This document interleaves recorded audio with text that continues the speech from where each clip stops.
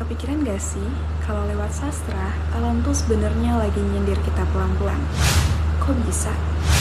Bukan lebay, tapi beneran lewat puisi, cerpen, atau novel, penulis sering banget ngingetin kita soal alam yang makin rusak.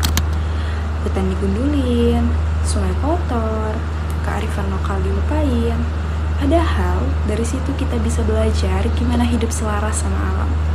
Menurutku, sastra tuh kayak kaca, nunjukin gimana manusia ngelakuin bumi dan gimana bumi ngebales perlakuan itu. Dan ini nyambung banget sama SDGs 12, konsumsi dan produksi yang bertanggung jawab. Simpelnya, jangan rakus, pakai secukupnya, kurangi sampah plastik, dan jaga keseimbangan alam. Dan ternyata semua ini sebenarnya udah lama disuarain lewat karya sastra, lewat cerita, lewat puisi. Para penulis ngasih kita tamparan halus tentang hubungan manusia dan alam. Berikut aku kasih beberapa contohnya. Yang pertama, ada novel berjudul Orang-Orang Proyek karya Ahmad Tohari. Novel ini nyeritain soal proyek pembangunan besar yang katanya buat kemajuan, tapi nyatanya banyak rusak lingkungan dan nyisihin masyarakat kecil. Hutan digundulin, tanah warga diambil, dan suara orang kecil seringkali nggak didengar.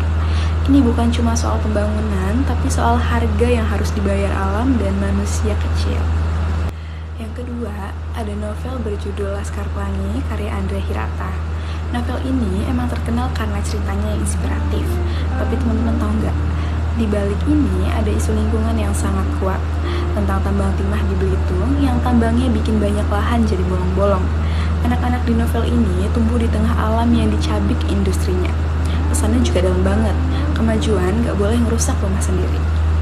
Yang ketiga, ada puisi-puisi dari sastrawan Indonesia. Yang pertama, ada puisi dari Rendra dengan judul Sajak Pertemuan Mahasiswa. Rendra ini sering banget nulis puisi yang gak santai. Dia ngegas banget soal ketidakadilan sosial termasuk rusaknya alam. Di puisinya, alam digambarin kayak korban ketamakan manusia. Nada puisinya keras tapi jujur, bikin kita gak bisa pura-pura gak tahu. Yang kedua, ada sastrawan bernama Taufik Ismail dengan puisinya yang berjudul Malu Aku Jadi Orang Indonesia. Puisi ini menurutku nyentil banget karena Taufik Ismail nunjukin rasa malu karena bangsa ini sering rusak alamnya sendiri. Dari hutan yang dibakar, sungai yang kotor, sampai keserakahan yang dibiarkan. Kalimatnya juga sederhana tapi bikin hati kita terbangun untuk mengubah lingkungan yang ada di Indonesia. Yang ketiga, yang terakhir yaitu sastrawan bernama Sapardi Djoko Damono dengan puisi yang berjudul Hujan di Bulan Juni.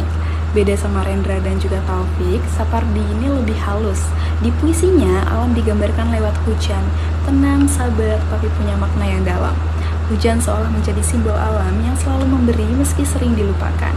Ini puisi menurutku relatif banget ya, bikin kita mikir kita udah sebaik itu nggak sih sama bumi. Nah, tadi adalah contoh-contoh karya sastra yang berkaitan dengan lingkungan. Jadi, sastra itu bukan cuma cerita manis atau kata-kata puitis, tapi suara-suara dari bumi, dari manusia kecil, dari alam yang pelan-pelan terluka. Dan tugas kita bukan cuma dengerin, tapi gerak bareng. Yuk, kita mulai dengan hal-hal kecil untuk melindungi lingkungan yang ada di Indonesia.